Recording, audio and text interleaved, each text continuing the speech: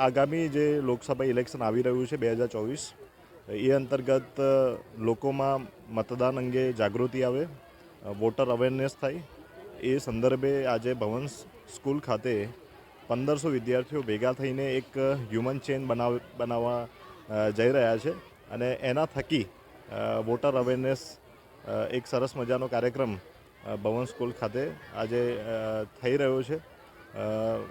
હું પણ 145 માંજલપુર